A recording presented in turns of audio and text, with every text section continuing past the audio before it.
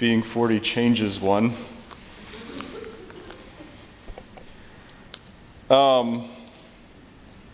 It's an honor to be speaking to you for the first time as a real man. And as a man, I'm getting more and more sentimental. And so as I read the readings today, it stuck out to me the collect and the responsorial psalm. The collect we prayed said this: O God, who have prepared fitting helps for us in our weakness, grant, we pray, that we may receive their healing effects with joy and reflect them in a holy way of life. And so I studied theology for 4 whole years, even though it may not seem that way sometimes. I did. And so I know that this is talking about like the helps that God gives us through the church, the sacraments, the ability to pray in the presence of Jesus in the Blessed Sacrament, right? The actual grace that he gives us in times of need. And so those are all real and true, and I affirm those, and I encourage you to live by those. But as I prayed this morning, I couldn't help but think that he's also talking about you.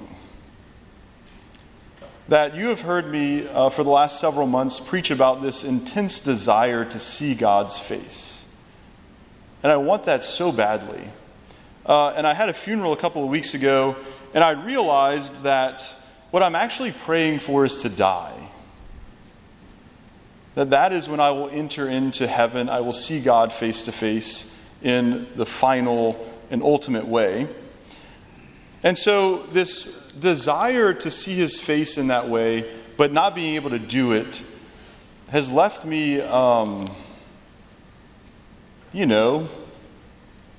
yearning and unsatisfied in a lot of ways. And not in a bad way, but just like wanting more. And just a few weeks ago, I thought about, like I was becoming sort of sad, which is strange, 'cause I'm a pretty happy guy.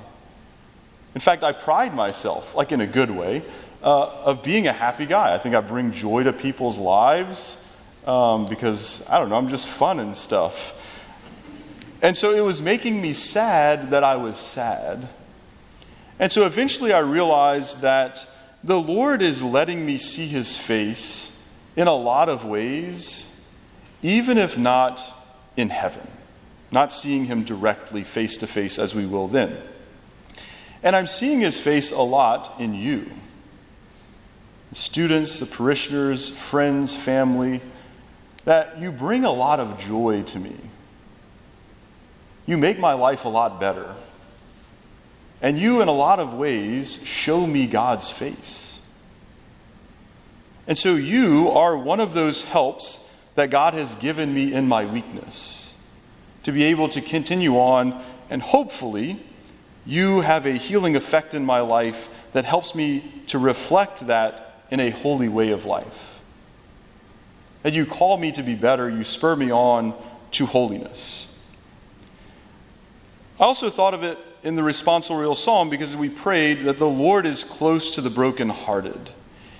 And again, the same thing, that whenever I was struggling, whenever I just desire to see God so badly and I can't be there yet, like he is still close to me in my brokenheartedness through you. And you allow me to receive something of his love, to see something of his face. You give me comfort in those times of difficulty. And as I thought about this, I was like, well, man, is that too much? Is that like, I don't know, is that weird? It probably is because I'm saying it, but like, is that incorrect maybe would be a better word. And as I wondered that, I very quickly thought, no, it's not too much, it's not weird, it's not incorrect. And I know this because of something else I've been preaching about somewhat regularly lately. This idea of having things in their proper order, right? It's a Friday in Lent, so let's talk about steak, right? I've been bringing up ribeyes quite a bit lately. And I've been expressing my great love for ribeyes, and how if I seek out the ribeye for its own sake to bring me happiness, it's never going to do that. But it's not bad in and of itself. If I put it in its proper order with God up here, and, I guess like my family and friends and stuff, and then like ribeye somewhere down there, if it's in its proper place, it's good, and it brings me a lot of joy, and it brings me even more joy when it's in its proper place than if I seek it out for its own sake.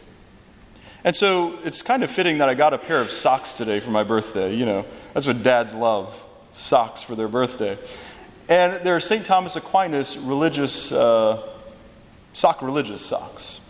And on the bottom of them, so like when I'm taking a nap, you'll be able to see, it says, it's a little phrase that St. Thomas uttered towards the end of his life. So there's an account of, towards the end of his life, he was in the sacristy, and Jesus was speaking to him from the crucifix.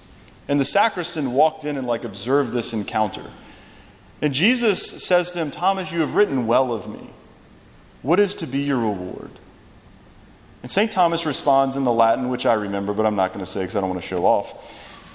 But in English, it's translated something like, "I want nothing but you. Lord, I want nothing but you." And so, keeping this in mind, I don't think it's crazy or wrong for me to see God in you and to see God through you. Because I want to see him so badly. I want to see him so badly. I want only him. And even though you are not him, you're not a bad consolation prize.